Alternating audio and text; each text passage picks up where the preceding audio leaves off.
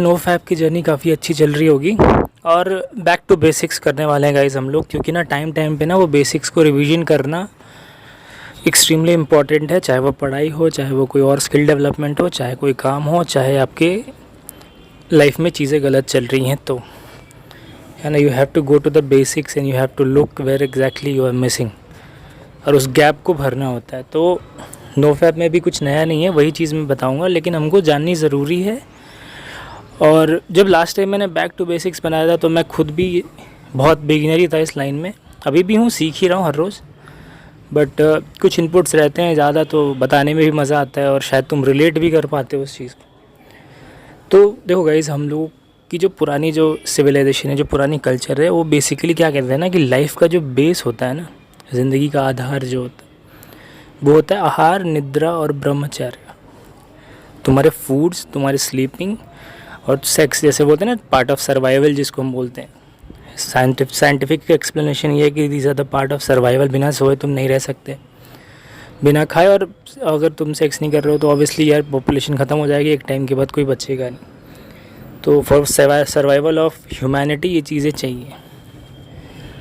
तो इसमें एक चीज़ जो मुझे लगता है मिसिंग है वो है विचार। 4 पिलर्स हैं एक्चुअली, 3 नहीं है, 4 है। आहार है, निद्रा है, विचार है और ब्रह्मचर्य है।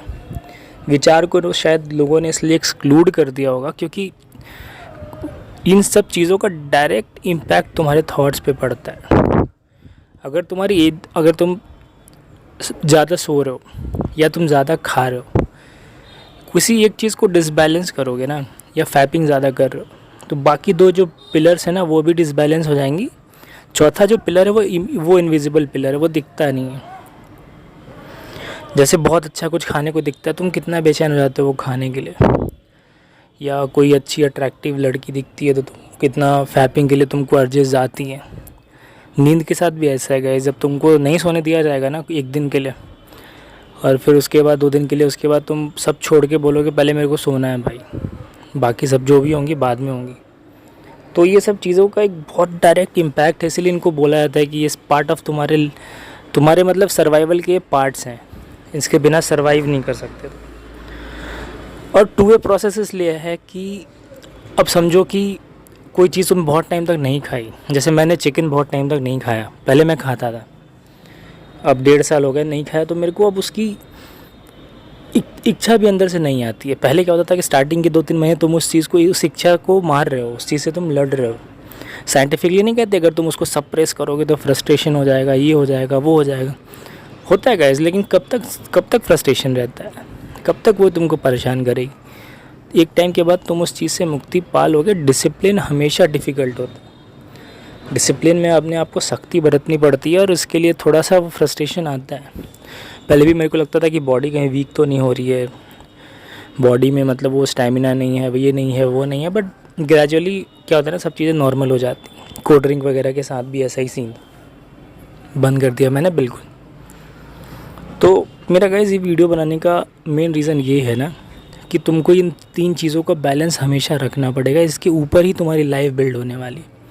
तुम जॉब कर रहे हो, तुम स्टूडेंट हो, तुम एथलीट हो, तुम जो भी हो, इन तीनों के बैलेंस के अलावा तो कोई और ऑप्शन नहीं है। अगर तुम चाह रहे हो कि कार सही चले तो चारों पहियों का सही चलना, सही होना बिल्कुल मैंडेटरी है। अगर एक पहिया भी डैमेज होता है ना, इट मीन्स कि गाड़ी तुम्हारी भाई आड़ी टेढ़ी चलने लगेगी और तुम बैलेंस नहीं बना पाओगे। बैलेंस की ही कहानी है सारी।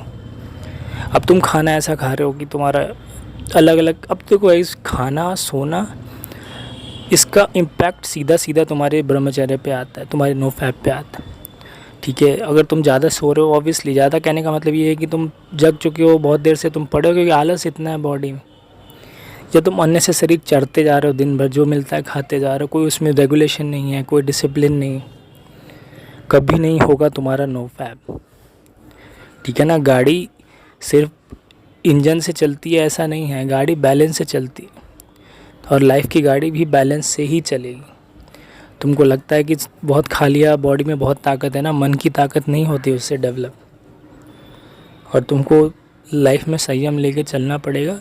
आहार, निद्रा, विचार और ब्रह्मचर्य। थॉट्स तो रूट कॉज हैं भाई।